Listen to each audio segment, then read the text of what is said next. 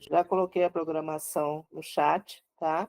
Nós vamos começar com a Érica Leite, que vai falar sobre justiça climática e direitos humanos. Érica? Olá, boa noite a todas. Me ouvem bem? Sim, 10 minutos, tá, Érica? Certo. Acho que primeiro eu vou me autodescrever e dizer do meu lugar de fala, né? De onde eu venho.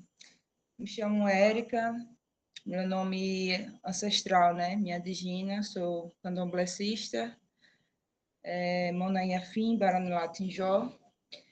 Venho de uma comunidade de matriz africana, sou geógrafa de profissão.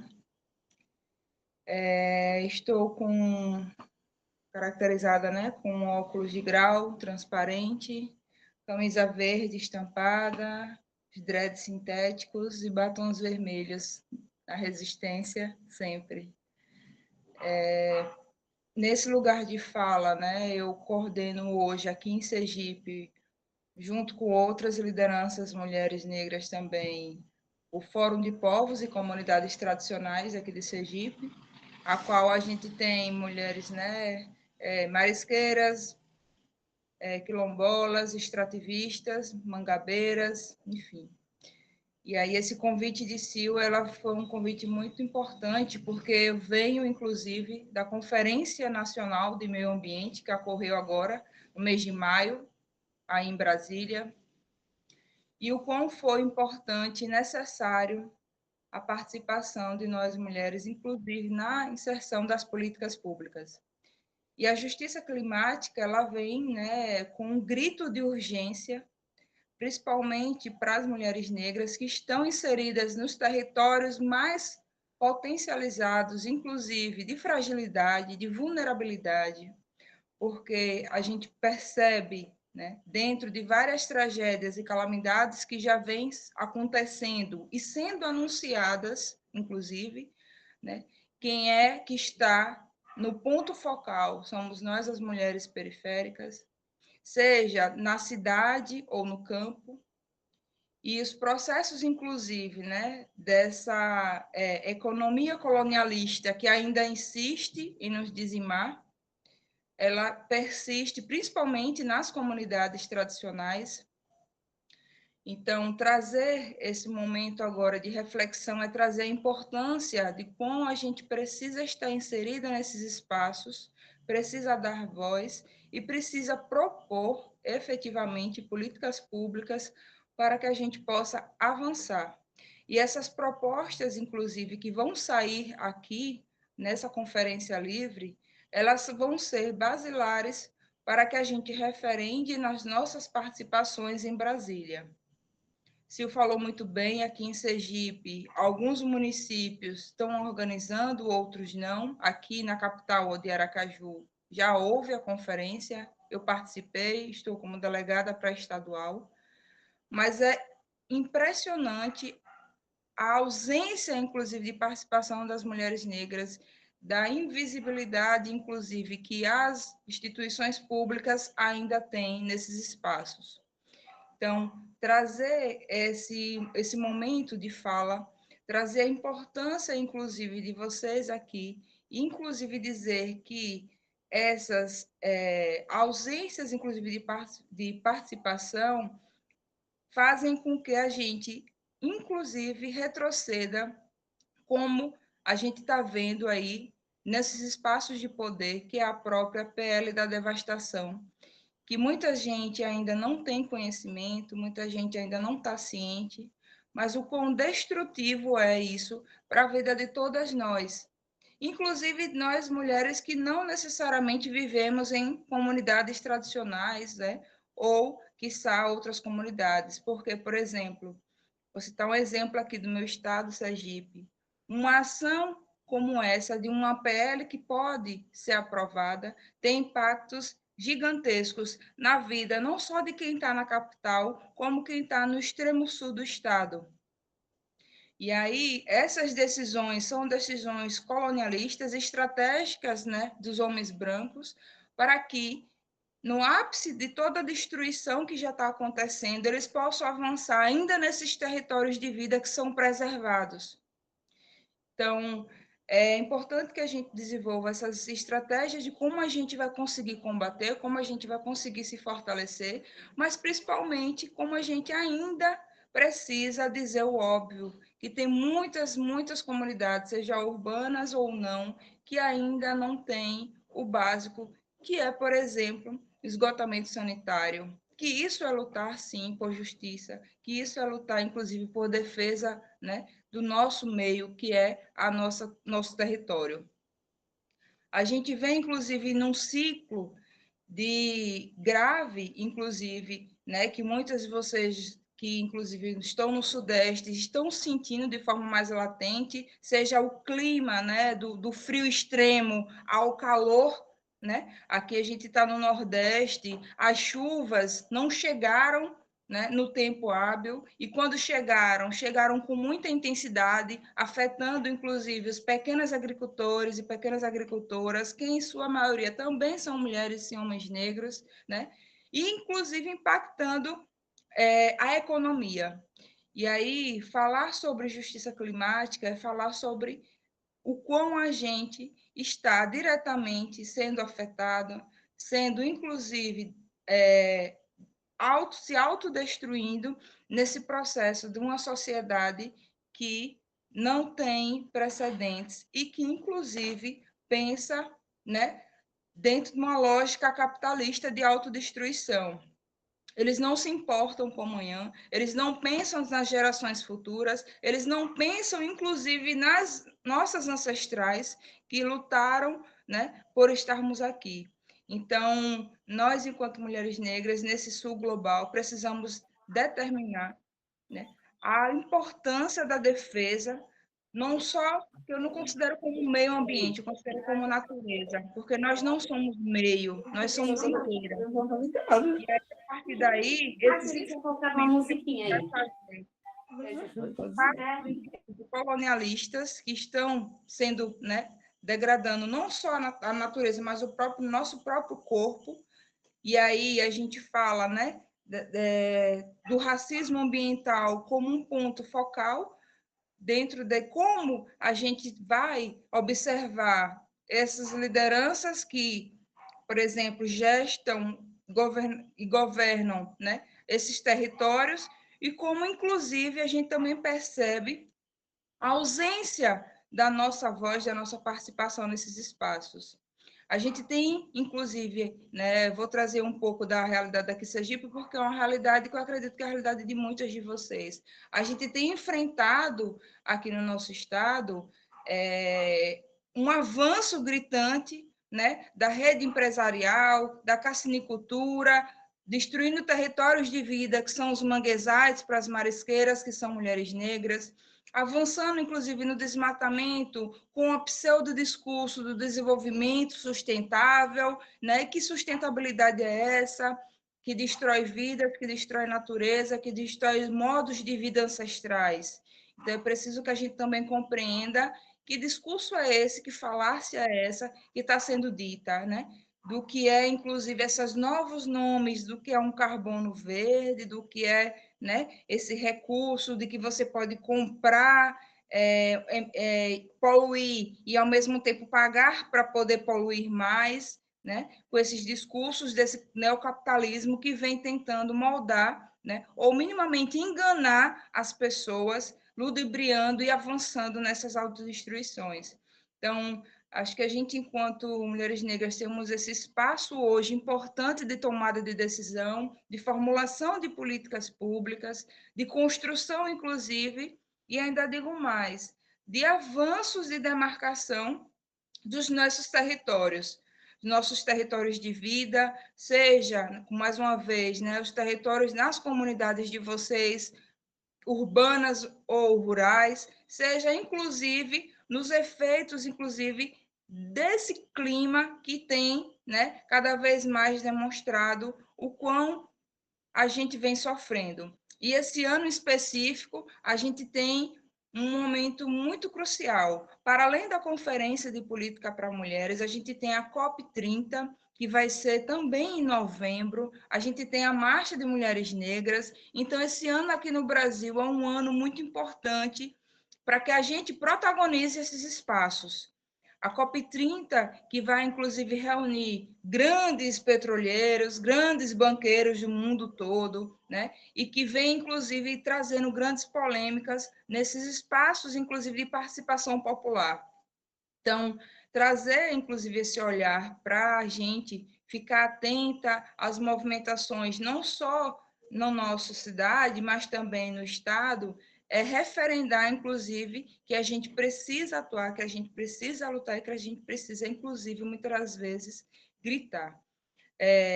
Eu venho trazendo no GT, que a gente vai estar abordando, né, nos grupos de trabalho, algumas ações que eu acho que vão poder nortear vocês para a formulação de políticas públicas. Desde, por exemplo, a necessidade urgente, né, da importância de referendar os saberes das mulheres negras, os saberes ancestrais, saberes de vida, que trazem, inclusive, a importância, né, da salvaguarda não só da biodiversidade, como também dos alimentos que são preparados, da cura pela natureza, né, que a gente faz muito dentro dos saberes de matriz africana, e de outros saberes também que são ancestrais e que são tradicionais. E como é que a gente precisa resgatar isso? Como é que a gente precisa fazer a sankofa, a gente retornar para nos fortalecermos e nos reconhecermos? Então, eu não sei como é que está o meu tempo, Sil, se você puder também estar me Falta informando. 1 minuto. Perfeito, eu vou estar encerrando, mas assim, finalizando esse momento, mas que a gente vai dar continuidade no GT, de dizer que as desigualdades elas estão cada vez mais gigantescas, né?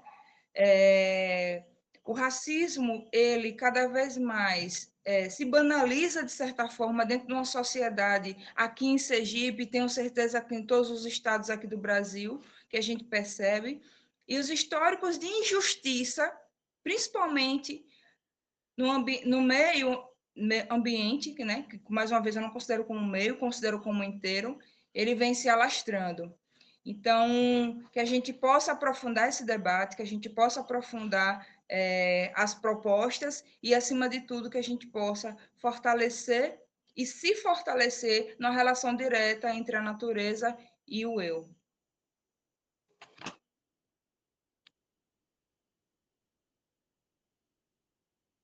Obrigada, Érica.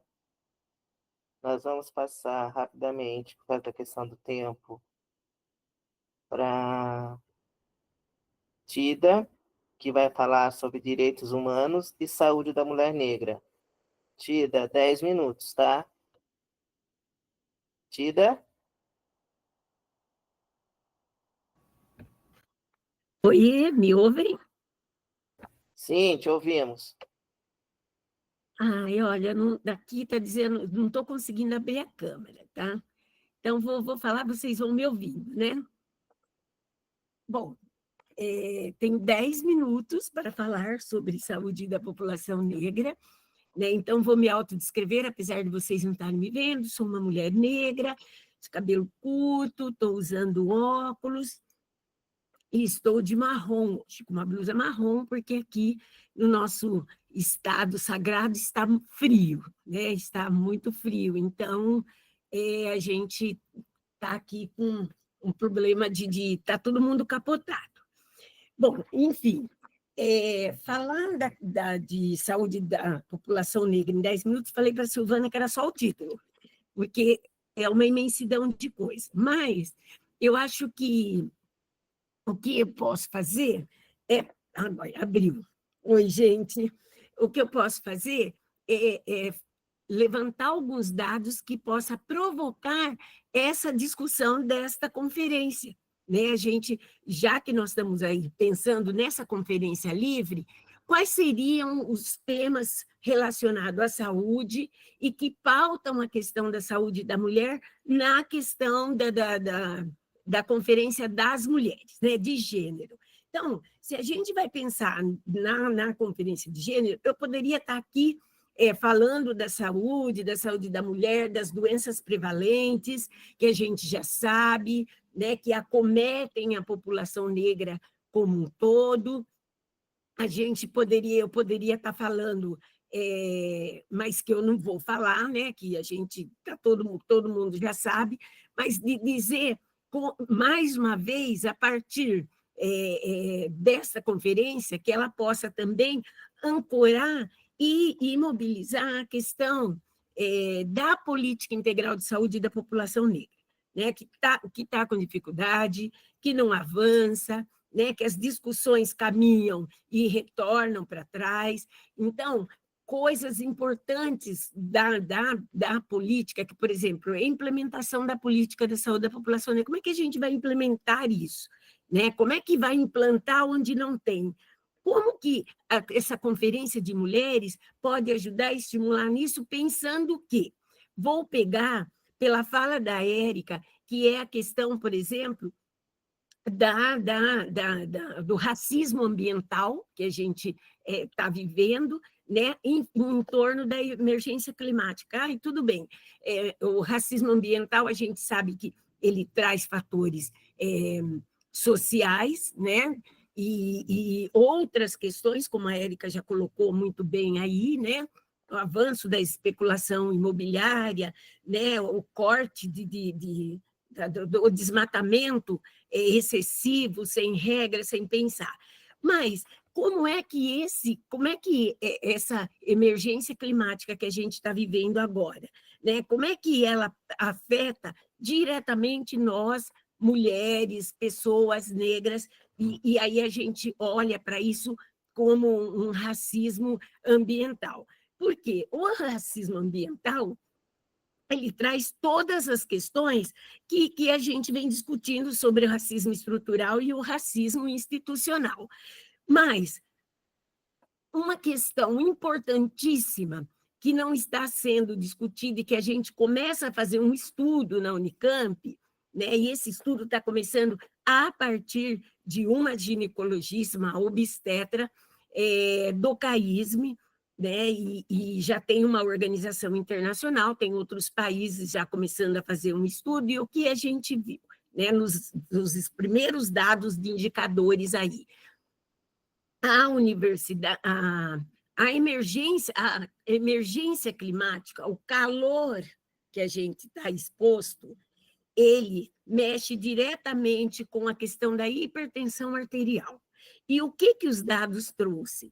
Trouxe, né, que houve um aumento de partos prematuros para as mulheres negras, principalmente as jovens.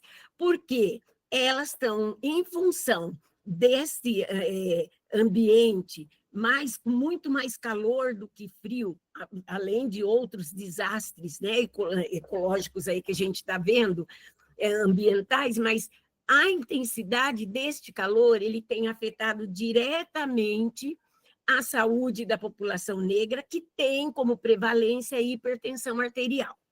E este afeto está ligado diretamente com as gestantes, né? Então, as gestantes estão tendo um quadro de hipertensão maior e mais alto, agora, mais do que nunca, e com isso elas estão acabando com problemas de eclâmpsia, anterior ao período normal dos 9 meses aí de gravidez, e para poder evitar que entre em eclâmpsia e morra a mãe e morra a filha, né? Então, o que está fazendo os médicos? Eles estão fazendo os partos prematuros. E, em consequência de partos prematuros, os bebês têm morrido mais. Então, a gente começa a ter uma incidência maior de morte de bebê e de jovens, mulheres jovens, em função de eclâmpsia, por questão climática. O clima está afetando diretamente a questão de pressão da população negra. São só as mulheres que estão morrendo? Não, estão morrendo mais pessoas negras, homens, mulheres, idosos, né? Mas ele está incidindo, né, nesse estudo em cima dessas mulheres gestantes, né, sejam adolescentes ou sejam adultos, mas principalmente das mulheres mais jovens. Então, a gente precisa olhar para esse clima, para esse ambiente, né, que a gente está vivendo agora, essa mudança climática, essa emergência climática que está aí, desgovernada pela mão do homem, e pensar que ela realmente a gente vai viver essa questão, já começa a viver a questão do racismo ambiental. O racismo ambiental por questões vulneráveis de saúde, pelos territórios que as pessoas moram e vulnerabilizadas, porque os piores territórios ainda abrigam as nossas populações negras, né? Esses territórios cada vez mais sofrendo a especulação imobiliária e vão sendo devastados, o pouco de verde que tem, e isso está incidindo diretamente na população negra. Então, precisa pensar nisso. A gente precisa discutir. Hoje, mais do que nunca, eu acho que as conferências têm que começar a discutir pelo clima. Ela vai discutir pelo clima, e pelo clima a gente vai conseguir discutir todas as outras questões que a gente já vem batendo há muito tempo, né? A política não implementa, e outros novos desafios vão surgindo. Então, é preciso discutir isso. Se a gente está numa conferência de mulheres, eu não trouxe outros dados, mas eu trouxe, né, um aumento de 33% em partos prematuros em função da questão climática, né, que o estudo já vem demonstrando, que é para a gente pensar, porque a conferência é de mulheres. Tudo bem que a gente vai discutir, quando a gente discute mulher, a gente discute família, porque a gente normalmente é o centro, é o esteio aí. Mas a gente vai discutir doenças, a gente vai discutir doenças graves, doenças não transmissíveis, mas que estão sendo negligenciadas, novas doenças que vão aparecendo com a questão do desmatamento, né? Então, várias questões estão surgindo em relação à saúde, principalmente a saúde como um todo, em geral, mas especificamente na saúde da população negra, por ser uma população que está em estado de maior vulnerabilidade na questão de acesso a tratamento, por racismo institucional, por racismo estrutural. E é preciso pensar nisso. Crianças prematuras morrendo mais, mas outras crianças também.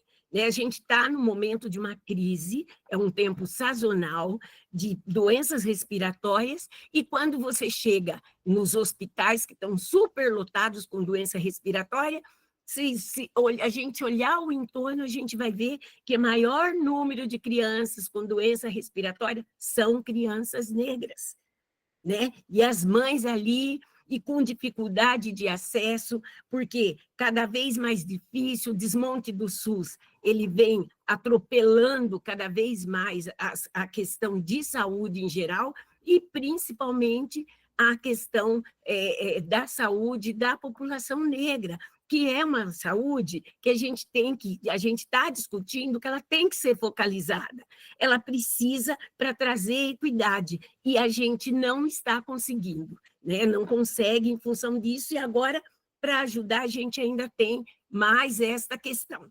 Também a gente precisa discutir o racismo digital, o que é um racismo que está aí, né, que está colocado, mas não está sendo dito, né?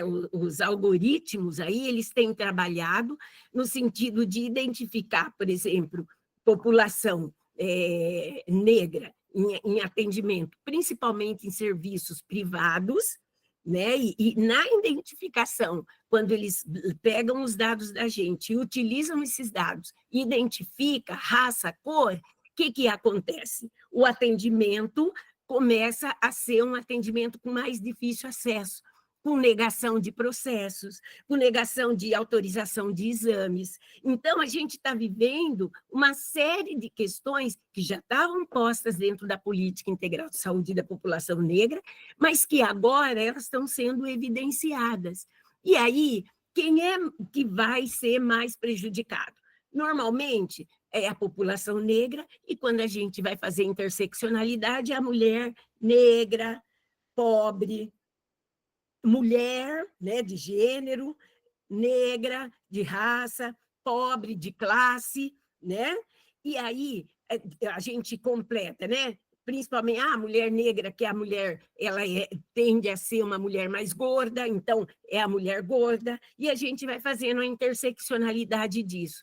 E aí a saúde privada, principalmente, não está preocupada com as nossas interseccionalidades para fortalecer, para nos fornecer a possibilidade de um acesso igualitário, porque na hora de pagar, principalmente a previdência privada, é igual para todos. Não tem diferença de pagamento se você é branco, se você é negro. Você quer entrar no plano de saúde, você é obrigado a pagar o que está lá no plano. E se isso está, né, como é que a gente vai pensar, Lia, legal, como é que a gente vai pensar nessa questão de qualificar isso, se nós estamos com vários problemas, principalmente na questão da implementação de saúde da população negra. E a Lia lembrou bem, mas já estava aqui na minha fala para mim encerrar, né, porque eu quero, nesse sentido, mais provocar mesmo para a gente pensar nisso no grupo, como é que a gente faz isso, é a questão da insegurança alimentar, né?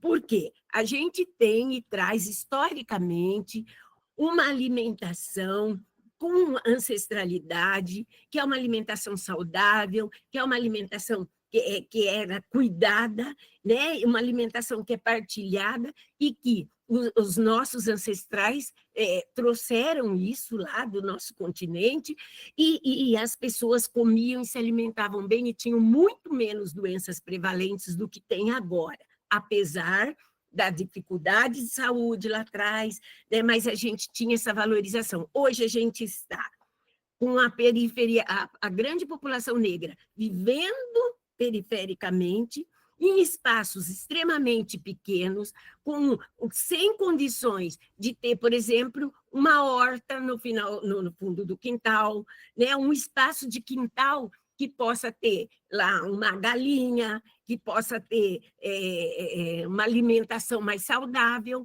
e as condições alimentares, as condições financeiras alimentares, elas estão muito precárias, né? As coisas ainda estão caras, a gente sabe que o governo é um governo que olha mais para essas questões, mas que está com muita dificuldade de lidar com isso, e as questões são caras.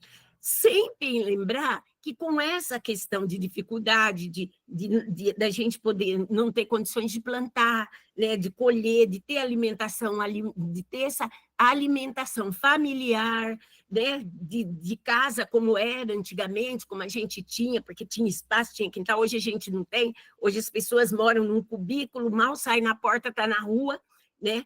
Além de tudo, a gente tem que lidar com a questão da cidade de pedra, né? Hoje tudo é cimentado, nada tem espaço de terra, que a gente possa lidar com essa questão de terra, que é da nossa ancestralidade também, e a gente tem que lidar com alimentos embutidos, com muita coisa embutida, que é um agravante para as doenças prevalentes da saúde da população negra, né? Como é que a gente lida com isso? A gente tem que discutir saúde, nós vamos ter que discutir saúde. E a saúde da população negra ela vai ter que estar transversalizada em todas as conferências. Ambiental, porque nós temos racismo ambiental, na saúde, porque a gente tem racismo institucional, na educação, porque a gente tem racismo institucional, no lazer, na juventude, na alimentação, porque a gente tem insegurança alimentar. Então, isso é o racismo estrutural, né? E ele está transversalizado em tudo aí. Então, não dá para a gente participar de conferências sem a gente fazer o recorte racial, pensando na saúde, na alimentação, na forma de viver, né? O bem viver que a gente quer é uma moradia digna, uma alimentação que traga para a gente, no mínimo, condições de ter uma saúde básica, né? E que a gente possa, com isso também, pensar, né, na possibilidade de utilizar o SUS para fazer o tratamento preventivo e não ficar correndo atrás do tratamento curativo. Eu acho que eu paro por aqui, né, para já deu os 10 minutos, e era mais a provocação para a gente pensar nisso, porque a gente às vezes fica só pensando no acesso, na saúde, no remédio, mas o remédio está associado à segurança alimentar ou insegurança alimentar, né? Quantos chás nossos avós, nossas mães, nossas tias faziam e curavam a gente que hoje está perdido, que a gente precisa discutir dentro da saúde da população negra, a condição de saúde nos terreiros, de Umbanda, de matriz africana, porque eles trazem uma contribuição enorme. E, para finalizar mesmo de vez, a gente não pode perder a questão da saúde mental. O genocídio da juventude continua aumentando, cada vez mais aqui no estado de São Paulo está uma coisa vergonhosa, e como é que fica a saúde mental desta mãe? Né? Que esse filho sai e que esse filho não volta. Que esse filho, será que ele chega? Ele sai, será que ele chega no destino? Será que voltar do destino? E como é que, quem que trata da saúde mental? Com esse governo, principalmente de estados, o tempo inteiro incidindo na questão de internação novamente, do manicômio CAPS, né? O CAPS hoje que medicaliza e não trata a saúde mental, porque não houve, não tem profissional de saúde mental que pense nessa dor psíquica da população negra. Então, são questões que têm que ser discutidas aí e que a gente não pode perder o foco nunca disso para a gente poder avançar. Tá bom, gente? Acho que é isso. Eu agradeço aí pela atenção, né? E obrigada, espero que tenha dado um recadinho, foi rápido, mas eu acho que é isso. Obrigada, Tida. Suas falas sempre são muito importantes. Nós vamos passar rapidamente para a democracia e enfrentamento às opressões com a Lindinalva de Paula, da Rede de Mulheres Negras da Bahia. 10 minutos, da Lindinalva. Depois vocês vão para os grupos, vocês podem debater mais, tá? Boa noite a todas. Eu não sei como é que Silvana me dá 10 minutos para eu falar de democracia, enfrentamento às opressões, racismo, feminicídio, misoginia e violência policial. Aí eu estou aqui pensando como é que eu vou fazer o negócio aqui, né? Vai ser um bolo doido, como a gente diz aqui na Bahia, um bolo doido mesmo. Mas, eu vou pela linha, já que todas fizeram autodescrição. Eu sou uma senhora idosa, cabelos grisalhos, doido, que fiquem todos brancos. Sou uma mulher negra, com óculos, com armação, e estou com um vestidinho aqui bem coloridozinho. Cabelo curto aqui, desajeitado, parecendo um capacete. Eu não gosto quando fica assim, mas essa semana eu já vou fazer o pé, que eu gosto do negócio do véuzinho nele. Falar de democracia e enfrentamento às opressões. Primeiro, acho que a gente está indo para uma conferência, e as conferências ela têm um papel de avaliar as políticas, o que deu certo e o que não deu certo. Então, nós vamos para uma conferência de política para as mulheres. Com um detalhe, a última conferência que nós participamos das mulheres, eu não sei se é a maioria, mas eu participei de todas, né, essas conferências, município, estado e nacional. As duas últimas eu não quis mais ir para Brasília, porque eu vejo que dilui, que você perde tempo, que é mais para visita do que... Eu acho que os estados e os municípios, as conferências são mais densas e mais produtivas do que a Conferência Nacional. Essa é a minha compreensão. Isso não quer dizer que a gente não tenha que disputar esses espaços. Eles são extremamente importantes. Mas a gente compreender, né, que se a gente está falando de democracia, a conferência é um espaço democrático para a gente avaliar o que tem sido feito e propor o que deve ser feito, melhorar. Então, a gente vai para uma conferência de política das mulheres, sabendo que a gente ficou 6 anos sem a política das mulheres nacionalmente. A maioria dos municípios e estado não tem um equipamento, não tem coordenação, não tem secretaria. Quando tem, é um departamento que tem uma pessoa que está ali falando de política para as mulheres, que não tem estrutura, que não tem nada, não tem recurso. E não se faz política sem recurso. A primeira coisa. Não adianta a gente cheia de coisa, se dentro do município, dentro do estado, não tem um equipamento com condições para tocar política. Né? E se esse governo que está gestando é um governo que tem como eixo central a política das mulheres. Para além disso, a gente também tem esse ano a Conferência de Promoção da Igualdade Racial, que nós temos que disputar. Essa semana, no sábado, nós tivemos uma reunião aqui ampliada com a nossa secretária de Política para as Mulheres. Nós temos quase 2 décadas de um governo progressista e a gente, há quase 2 décadas, tem uma Secretaria de Política para as Mulheres. Mas nem porque a gente está em um governo progressista, é uma secretaria que tem menos recursos, menos funcionário, menos estrutura. Então, não, o caminho não é, porque a gente vai resolver quando a gente resolve o governo. Não. Muitas vezes é o contrário. A gente tem que compreender que o governo que é apresentado, a partir das nossas falas que a gente está vendo, que é um governo de morte. É um governo, exercício de morte, de genocídio. Então, para qualquer lado que a gente vá, você tem uma política de morte. Né? Aí é a morte a partir do racismo, as diversas faces do racismo que nos mata. Eu lembro sempre das mais velhas de minha mãe, né, que a gente falava, minha mãe falava morte morrida e morte matada. Eu, na minha adolescência, eu não compreendia. Depois a gente vai estudar, traz os conceitos, a gente hoje fala das mortes simbólicas provocadas pelo racismo. Mas as nossas ancestrais já falavam da morte morrida provocada pela violência, pelas opressões e pelo racismo. E a gente está aqui, décadas depois, discutindo as mesmas formas de opressões. As mesmas, na questão da saúde, a mortalidade materna, infantil, a violência obstetra, hoje com os dados. Mas esses dados, essas coletas, têm influenciado na política? Não, porque você tem um projeto maior, que é o projeto da branquitude, que é o projeto de morte. É o projeto genocida. Né? Então, na última reunião que nós tivemos aqui para discutir a Conferência das Mulheres, primeira coisa que eu disse que nós, mulheres negras, temos que disputar. Eu não quero discutir mulheres, eu quero discutir mulheres negras. E hoje, a partir do IBGE, nós somos o maior grupo demográfico.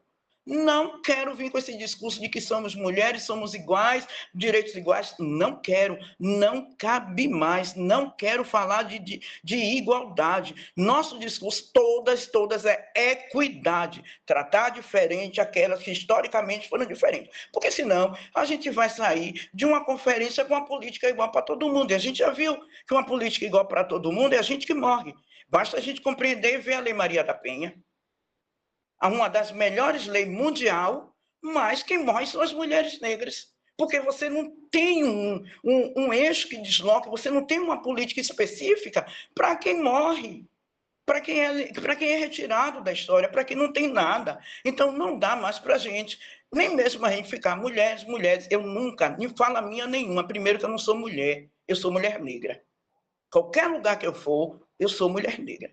Jamais eu vou estar falando, porque Conferência das Mulheres Negras, porque sempre a gente tem que trazer para o eixo da discussão. Porque se a gente não trouxer a mulher negra e o racismo para a centralidade, eu não quero transversalidade, eu quero centralidade, porque nós somos o central, o eixo central da política. Tá? A gente tem que, enquanto a gente transversaliza, a discussão ainda fica na conta-gota, porque há décadas que a gente está tentando transversalizar. Nós somos o eixo. E aí, a Bahia é um exemplo nítido disso. Porque apesar de a gente estar caminhando para uma geração, 20 anos, de um governo que a gente diz que é democrático, não existe democracia sem a real participação. E aí, quando a gente fala as mulheres, tem umas mulheres que têm participação total nos governos. Eu não vou falar, não existe participação das mulheres no governo, existe sim, porque tem um grupo seleto que está aí desde sempre. Quem não participa da política somos nós, as mulheres negras. Basta a gente ver, eu disse isso aqui essa semana, tem secretarias que a gente entra aqui na Bahia, e a sua composição parece que a gente está no sul ou no sudeste. Então, não adianta a gente tentar um discurso que não é separatista agradável, porque o condomínio da branquitude está fechado e a gente não entra. Ou a gente vai romper, inclusive com o discurso, porque a gente tem a mania de querer trazer todo mundo, e não cabe todo mundo. Não tem espaço para todo mundo. Ou eu vou disputar esse bolo para a população negra, ou então a gente vai ficar historicamente se encontrando de 4 ou 8 anos, apresentar a política, discutir, e o racismo permanece, o feminicídio permanece, quem morre são as mulheres negras, quem está desempregada são as mulheres negras, quem está fora de sala de aula são mulheres negras, né? Quem historicamente cria seu filho e arreia de família são as mulheres negras, e a gente continua acumulando dados vergonhosos. Dados vergonhosos. Dados vergonhosos. Então, assim, eu acredito muito na ruptura, inclusive na ruptura da linguagem. Da linguagem. Da linguagem. A conferência tem que trazer para o eixo central as mulheres negras. As mulheres negras, porque essas historicamente não têm acesso à política da saúde, de educação, de moradia, de terra, de território. São os nossos territórios, né, que tem sofrido com a mudança climática. Não é todo mundo. Não é todo mundo. Somos nós. Tudo que a gente levar, que a gente trouxer para a gente discutir, somos nós, e aí, diretamente, os corpos das mulheres negras. Porque, historicamente, a gente permanece na base da pirâmide. Uma coisa chata, dita e não dita, né? Mas a gente está ali, e a gente não conseguiu mexer com estrutura nenhuma. Uma mulher negra se movimenta, mexe com a estrutura, a gente não conseguiu mexer com estrutura nenhuma. A gente ainda não se movimentou o suficiente para mexer com estrutura nenhuma. Que a gente só vai conseguir mexer com a estrutura quando a gente fizer isso. E a gente não fez. Então, tem coisas que para mim não cabem, tem falas que não são realidade nossas, tem vivências que não são realidade nossa, e tem coisas que tem que ter rupturas. Né? Então, as conferências, ela tem que trazer para o eixo da centralidade as mulheres negras. Aqui a gente definiu, desde a primeira conferência, não é, mulheres, não. Aí a gente tem que definir mulheres negras, indígenas, com PCTs, com deficiência, LGBT, quilombolas, você sabe, você bota todo mundo ali. Todo mundo. Mas não precisa, para a gente precisa. Porque se a gente não parece que a gente é igual a todo mundo. E nós não somos iguais a todo mundo. Nós não somos iguais a todo mundo. Então, aqui na Bahia, desde a primeira, a gente bota, tá lá, mulheres, negras, quilombolas, marisqueira, tal. Porque aí você vê que não somos iguais.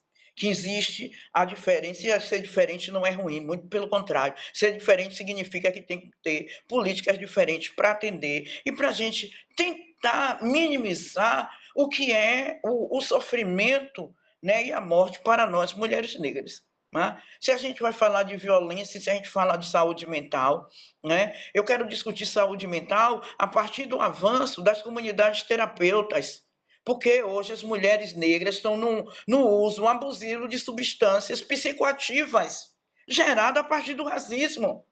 E eu não vou levar uma discussão dessa, e eu não estou falando de maconha, de nada disso, não. Estou falando de senhoras, eu tenho acompanhado o aumento das comunidades terapeutas aqui na Bahia para as mulheres. Isso tem que ser um eixo central de uma conferência. Mas as companheiras que estão lá, mas não é uma conferência de mulheres negras, se dane, bebê. Não é uma conferência de mulheres e de mulheres brancas, porque as brancas estão muito bem, obrigado. É minoria, mas para elas sempre tiveram tudo, inclusive a proteção da Lei Maria da Penha. Para elas sempre tem tudo. Se tem 2 vagas de emprego, são delas. As poucas que ganham nas eleições e que ganham dinheiro são delas. São delas. São delas. No dia que a gente romper e sair do feminismo e vir para outros caminhos, feminista negra, e romper mesmo, não militar junto, a gente vai ampliar as nossas discussões. Mas você está fazendo um discurso raivoso. Não, eu estou falando disso, fazendo um discurso de vida. Eu quero todas nós vivas e com saúde. E não dá para caminhar com quem não caminha com a gente, com quem acha que a gente ainda é um assunto da cozinha, e da cozinha delas. Da cozinha delas. da cozinha delas. Não cabe mais a gente ser a bonitinha, a educadinha, não sei o quê, porque, mas não, as companheiras feministas, nada. Elas agora estão aí, ó, com o grupo Levante Feminista, investindo, rearticulando, só porque a gente tem uma marcha. Elas deveriam estar potencializando dentro do grupo delas, onde tem mulheres negras, a marcha, mas o que é que elas estão fazendo? Levando para outras discussões, porque o protagonismo nunca poderá ser nosso. Nunca deverá ser nosso. Então, o nosso dever dentro das conferências, primeiro, é disputar o protagonismo das mulheres negras. Nós não vamos para dentro de conferências para não ser protagonista. Isso significa que a nossa dor, a nossa pauta, seja ela na saúde, na educação, na moradia, por terra, por território, pelo racismo, ele tem que ser centralizado. Centralizado. Esse é o nosso primeiro dever de casa. Aí sim, a chamada democracia da conferência.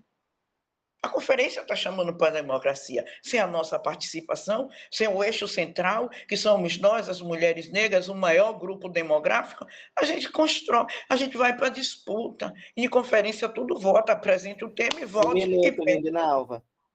E um minuto. E para a gente concluir, né, a gente pensar desses espaços e pensar sempre que conferências, elas depois, no encerramento, ela tem que apresentar no município o plano municipal, estadual e o plano nacional. E planos são leis, decretos. Então, a gente não pode apresentar propostas que dependem de algumas questões ou que são propostas que são executadas pelo movimento. A gente tem que pensar em propostas que quem vai executar é o poder público junto com o legislativo. O executivo e o legislativo. Então, as nossas propostas, e aí a Conferência Livre vai encaminhar as propostas, tem que ser quem vai executar, não é nada para o movimento fazer.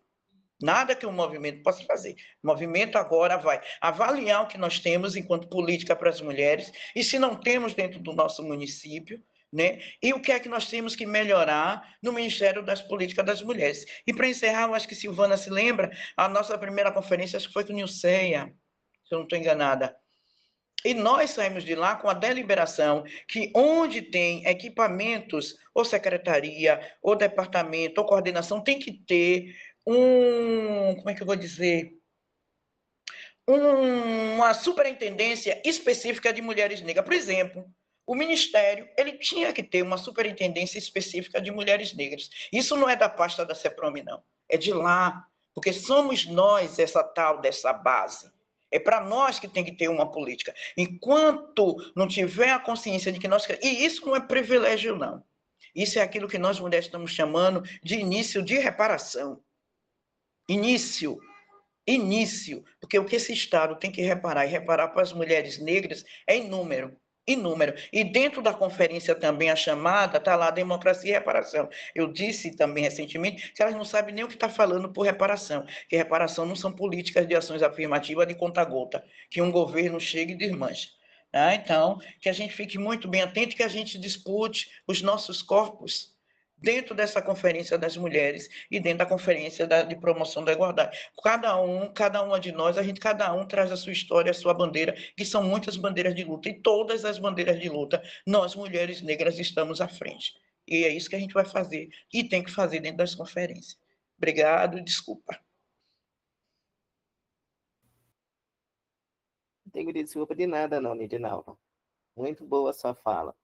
Nós vamos passar para a quarta palestra da noite, Cristiano Oliveira, falando sobre a importância do fortalecimento dos conselhos e da participação em controle social. Cris? Oi, estou aqui, boa noite. Também sou a Cris, estou falando aqui de Curitiba, do Paraná. Muito frio, gelado aqui, gente. Bom, vou fazer também a minha descrição, como as demais colegas, né? Eu estou de cabelos cacheados, meus cabelos estão grisalhos, eu tenho a pele parda, estou usando óculos preto, e estou com um casaco também bem grosso, assim, preto, né? E falar, né, sobre a importância e o fortalecimento dos conselhos depois de Lindinalva, né? E de Tida e da amiga Érica aqui, é um enorme prazer, né? Bom, gente, eu já participei, né, dos conselhos aqui na cidade de Curitiba, já fui da sociedade civil, já participei do Conselho da Mulher, da política da igualdade racial, e agora a última conferência que eu participei também foi da população LGBTQIA+, né?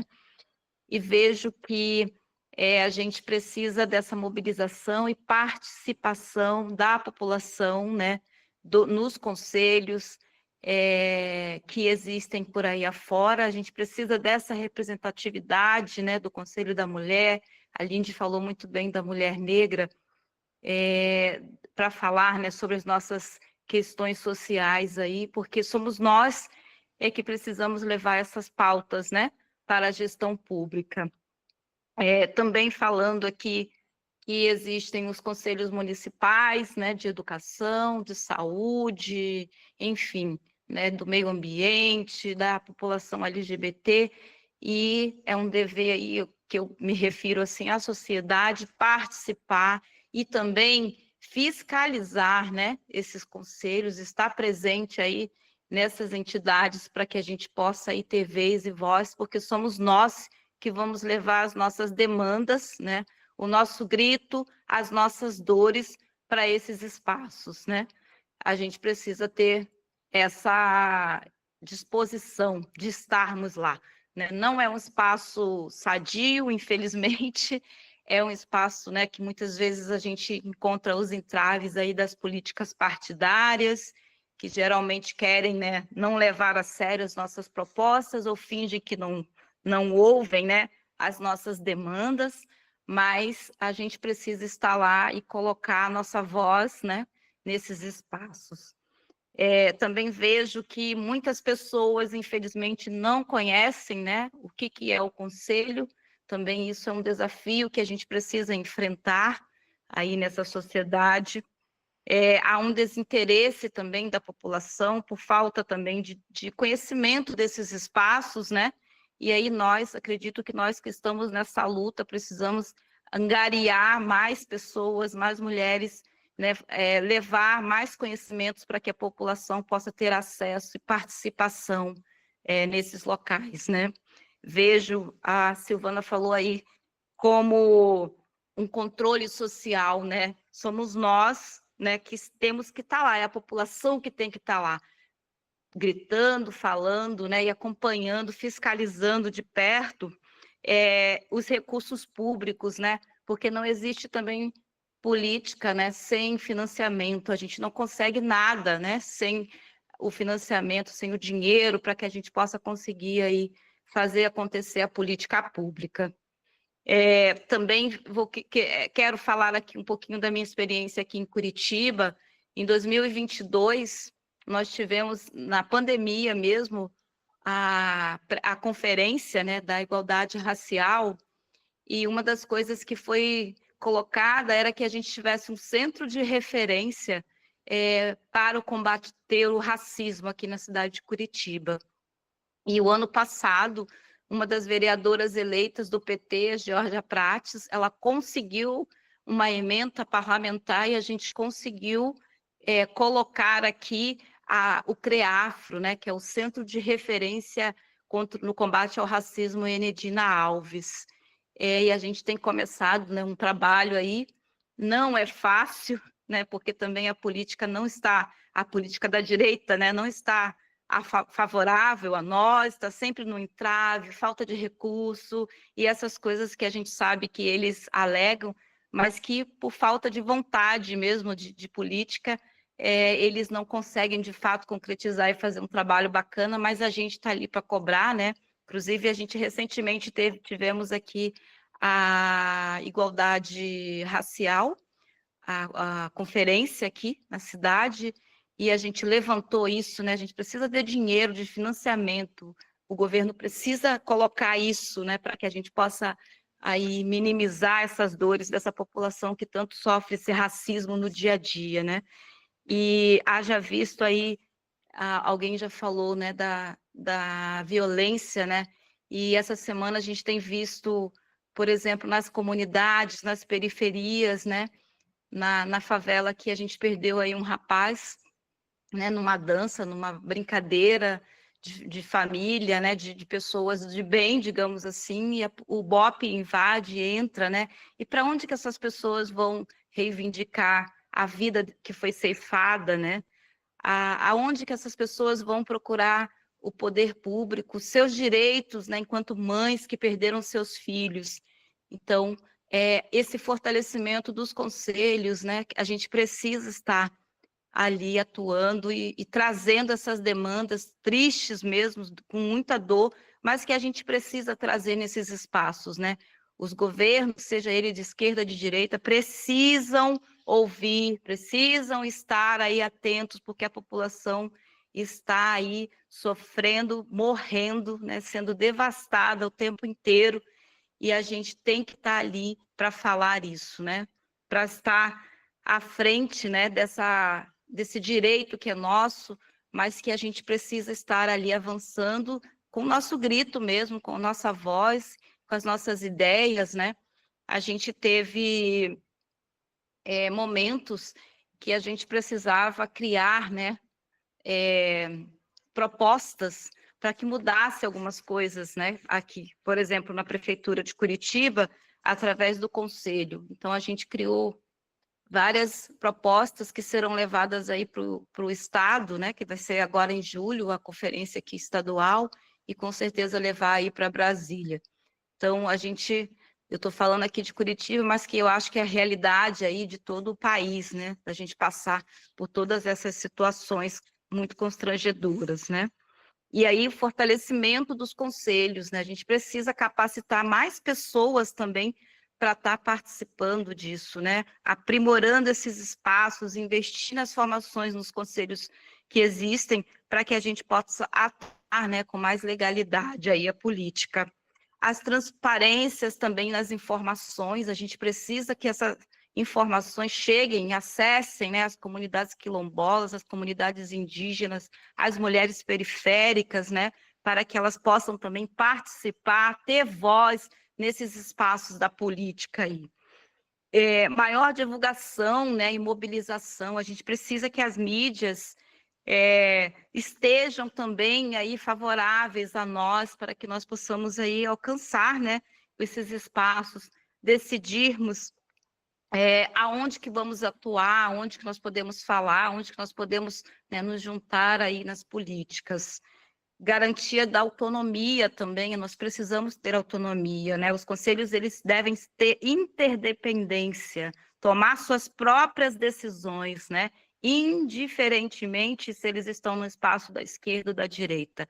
Os conselhos precisam dessa autonomia, serem mais autônomos para tomar aí suas decisões. Uma infraestrutura técnica também para que a gente possa funcionar bem. Muitos não têm espaço para fazer as nossas reuniões, né, os nossos encontros que deveriam ser mensais ou quinzenais, mas que a gente possa aí também reivindicar isso, né? É um desafio que muitos espaços, até a gente está na varanda, a gente está na casa de uma pessoa, a gente está, né, fazendo aí política em qualquer espaço, mas que precisa ter um espaço público para que a gente possa aí reunir mais pessoas, né, para caminhar junto. E as parcerias, né? A gente precisa dessas articulações para que os movimentos sociais cheguem, para que as ONGs cheguem, para que os órgãos de controle, né, possam também adentrar junto com a gente aí, para que a gente possa ser mais efetivo, né, nessas decisões que a gente precisa tomar, para proposições que a gente precisa ter nas comunidades, enfim, na sociedade, na política. E aí também, pensando, né, nessas questões do controle social, né, que a gente precisa ter mais aprimoramentos para a gente entender aonde que a gente vai reivindicar isso, aonde que a gente vai controlar, aonde que a gente vai fazer valer, né, as nossas vozes, e a gente precisa de políticas que nos permitam viver, que nos permitam ter uma boa alimentação, que nos permitam ter uma vida saudável, que nossos filhos e filhas, né, tenham uma educação garantida, enfim, né, que a gente possa lutar aí por esse bem viver, né, através desse controle social, que a gente possa também aprimorar cada vez mais os nossos conhecimentos, né, e chegar àquelas que não conseguem ainda ter, né, essa visão da política pública. No demais, eu acho que é isso que eu queria falar. A gente já está se delongando aí no horário, né, Silvana?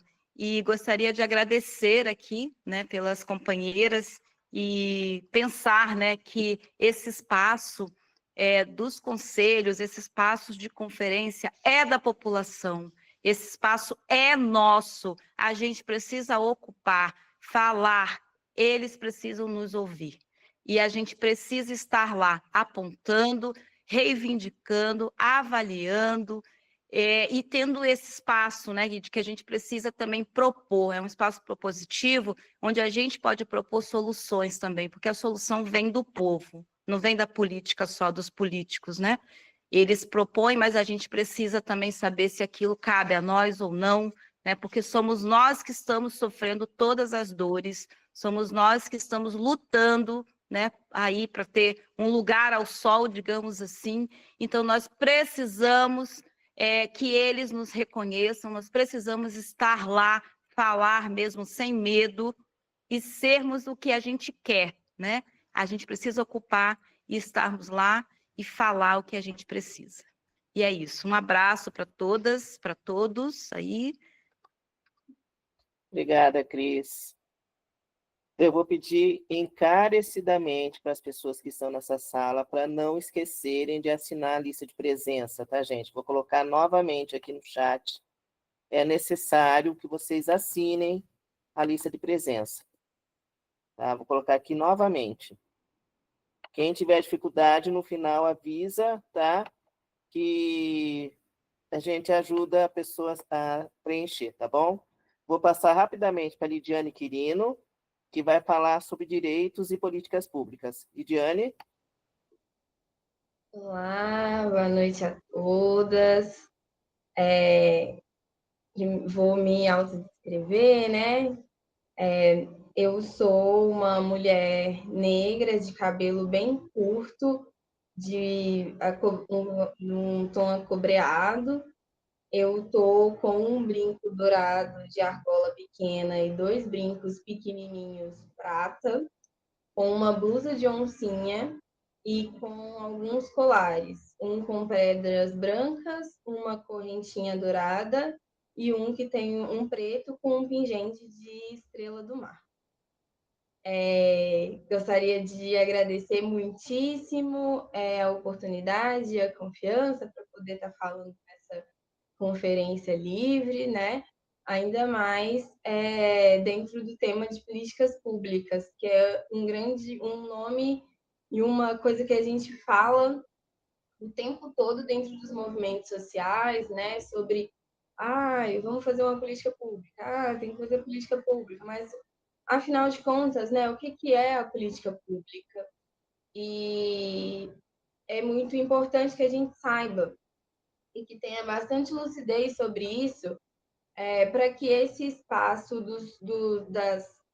dos conselhos, das conferências, eles sejam ocupados com qualidade, né? Eles sejam reivindicados com qualidade. Eu vou tentar realmente me ater ao meu tempo de 10 minutos para falar bem rapidamente sobre isso, sobre o que é isso, né? No final das contas.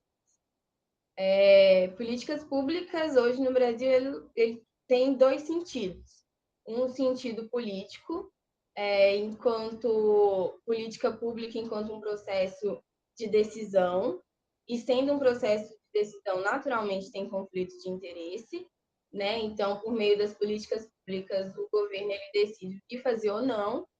E o segundo sentido é de um ponto de vista administrativo mesmo, né? Que tem as políticas públicas sendo esse conjunto de projetos, de programas, de atividades realizadas pelo governo para garantir e colocar em prática os direitos que estão previstos na Constituição Federal e em outras leis.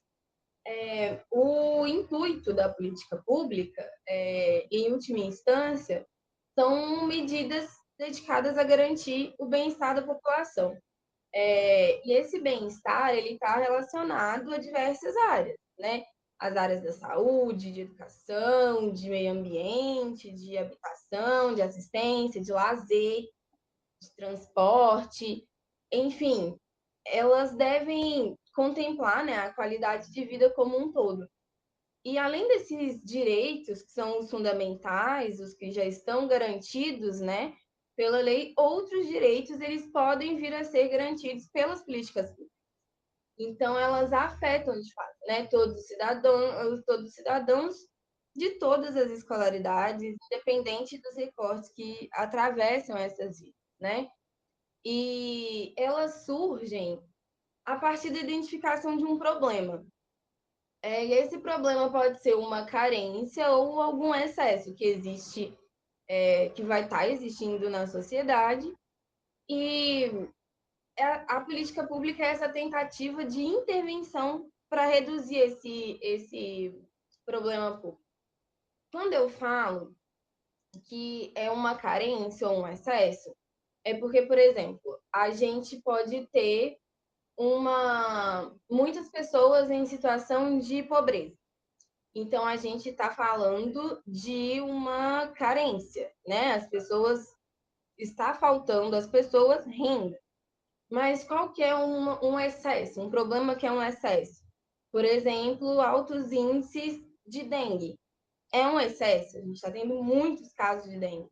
Então, as políticas públicas são para fazer essas reduções desses problemas sociais que eles vêm, né, surgindo. E tem tudo a ver com o processo da democracia, né?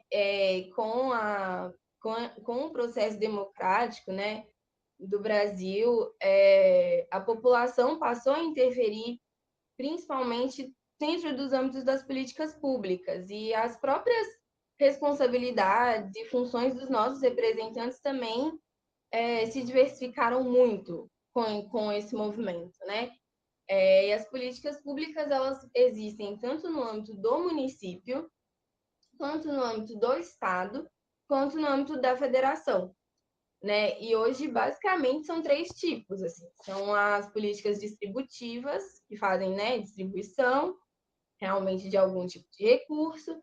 As regulatórias, que são principalmente por meio das leis e das emendas, enfim, é esse aparato mais jurídico. E as constitutivas, que são realmente voltadas para o âmbito da disputa constitucional, dos direitos, né? E ela pode partir, assim, né, tanto uma parte elas, hoje no Brasil especificamente, nenhuma política pública pode ser feita sem consultar a sociedade civil. Ainda que às vezes, e aí eu vou pegar o meu gancho na fala da Cris, assim, né, que estava falando sobre conselhos, ainda que às vezes não seja exatamente igual o debate público, nenhuma política pública pode ser feita sem a participação da sociedade civil no Brasil. Isso é contra a lei. Isso foi colocado na Constituição pós-ditadura, né? Tanto que a lei da transparência também veio com isso, porque nenhuma política pública pode ser feita sem participação popular. Então, é muito importante que nós estejamos em espaços como conselhos, como as conferências e os demais, né, aparatos e etc. Por causa disso, não se pode, é contra a lei, fazer qualquer política pública sem consultar a população. E, normalmente, essa consulta acontece nas conferências, são nos conselhos. Então, é muito importante que a gente esteja nesses lugares por causa disso. E aí, eu queria só complementar um pouco também, para falar que hoje existem 2 tipos de política pública. E eu acho muito importante falar isso, porque às vezes a gente não entende algumas coisas que aconteceu e antes mesmo fica confuso. Por que isso aconteceu dessa forma? Era uma coisa tão boa, por que acabou e etc. porque existem dois tipos de política pública, que é a política de Estado e a política de governo. O que isso quer dizer? A política de Estado é uma política que, independente do governo e do governante, ela tem que ser feita, porque ela é amparada na Constituição. Então, independente de quem vai estar lá, essa política tem que ser executada. E tem as políticas de governo, que é essas políticas que mudam de acordo com o governo, né? Com essa alternância de poder. Cada governo tem seus projetos que transformam em políticas públicas, mas se é trocado por um outro governo e esse outro governo não acha interessante, ele pode simplesmente descontinuar. Então, muitas vezes a gente vê projetos e coisas que são super legais, e aí quando entra um outro político, um outro representante, a gente diz, nossa, mas por que ele acabou? Porque aquilo era uma política de governo e não uma política de Estado, né? Então, a política pública, ela surge, né, só agora encaminhando, né, essa coisa da participação popular, a política pública, ela surge a partir das demandas propostas da sociedade, né? Então, a sociedade civil, ela faz parte do processo de formular, de acompanhar, de avaliar, e tem os conselhos nos 3 níveis, né? Conselho no município, no estado e na federação, né?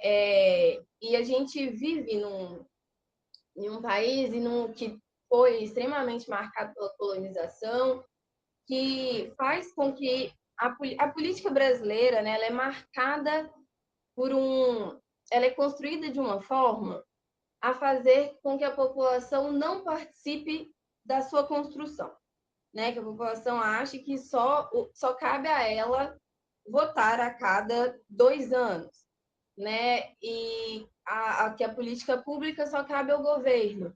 Mas não é, né? A política pública hoje no Brasil ela é chamada de multicêntrica até, porque ela tem que ser produzida em conjunto do Estado com a sociedade e ela parte dessas demandas da sociedade. Então, né, é muito importante que a gente pense um pouco mais sobre isso, até porque todos os poderes públicos, todas as secretarias, todos os conselhos, todas as diretorias, todos os poderes públicos são obrigados a assegurar a participação popular na gestão. Não trata-se de preferência política, é uma obrigação do Estado e é um direito da população, né? Então, quando a gente fala hoje das políticas públicas e fica pensando, né, quem faz ela, como que faz, é muito importante que a gente tenha noção de que é importante que a gente esteja dentro desse processo, porque é um lugar que nos cabe e nos é garantido constitucionalmente, né? Então, falando de uma maneira mais geral, nessa minha fala, né, eu queria concluir falando da importância da política pública e na defesa da democracia, nesse sentido, né, de que constantemente os nossos direitos eles têm sido ameaçados, né, eles têm sido ameaçados e eles não têm sido nem colocados em pauta. Então, é muito importante que a gente entenda sobre esse processo das políticas públicas e conheça esses espaços de controle, participe de conferências, porque todas essas coisas, conselhos, conferências, tudo isso também foi garantido por causa de participação popular, né? Então, é importante que esses espaços estejam ocupados, mas não só ocupados com sentido, ocupados com qualidade. Encerro a minha fala e agradeço muitíssimo. Obrigada, Lidiane. Nós agora vamos para os grupos de trabalho, tá? E antes da gente ir para o grupo de trabalho, eu queria combinar com vocês que estão aqui na conferência, tá? Eu sei que é à noite, é segunda-feira, algumas pessoas aqui já estão muito cansadas do dia de trabalho, mas o nosso horário limite era 10 da noite. Como nós estamos alguns minutos atrasados, tudo bem a gente ir até as 10h20 da noite? Ou para vocês fica muito puxado? Tudo bem? Gente, preciso ouvir a resposta de vocês, ok? Ok, Tudo bem, ok. ok. Ok. Eu vou Ok. precisar Bem, sair antes, mas eu fico até às 10. ok. Nós vamos agora para os grupos de trabalho, tá? Cada grupo de trabalho vai ter a palestrante que falou aqui e a relatora, tá? No grupo da Lindy Nalva de Paula, a relatora será a Vânia Vitória, tá? Que já está aqui certinho na sala temática. No grupo da saúde, tá?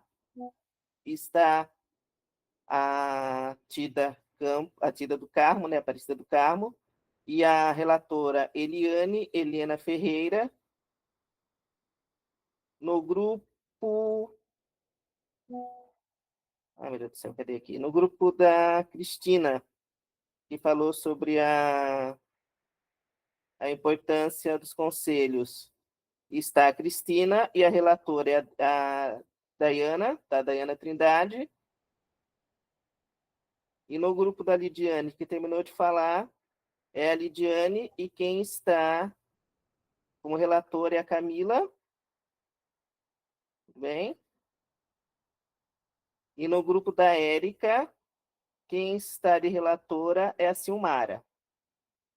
Tudo bem, gente? Silmara Xavier. Eu vou pedir para todas as relatoras para prestarem muita atenção nas propostas e anotarem todas as propostas, tá, gente? Vocês, por gentileza, prestem muita atenção, anotem tudo, que depois nós vamos ter que enviar para o Ministério das Mulheres, tá? Então, é muito importante o papel da relatora desses grupos, prestar atenção em todas as propostas, em todos os apontamentos, que depois, na sequência, nós vamos enviar para o Ministério das Mulheres para essa conferência ser validada. Tudo bem?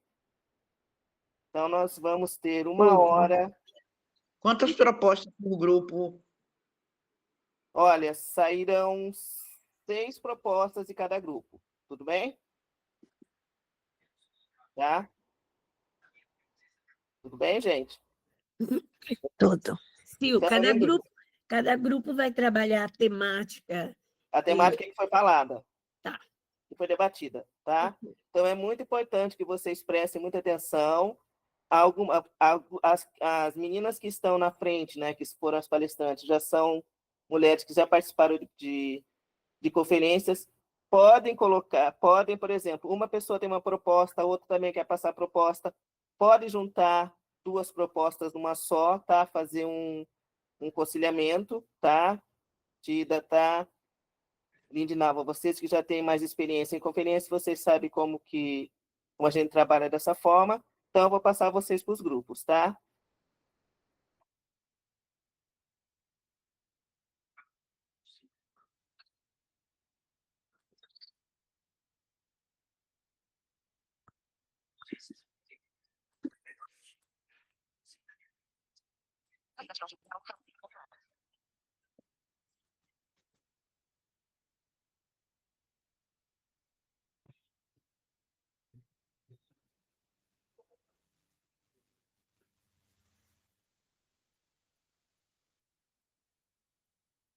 Gente, vocês têm que aceitar o convitinho que chega para vocês, tá? Chega um convitinho bem rápido.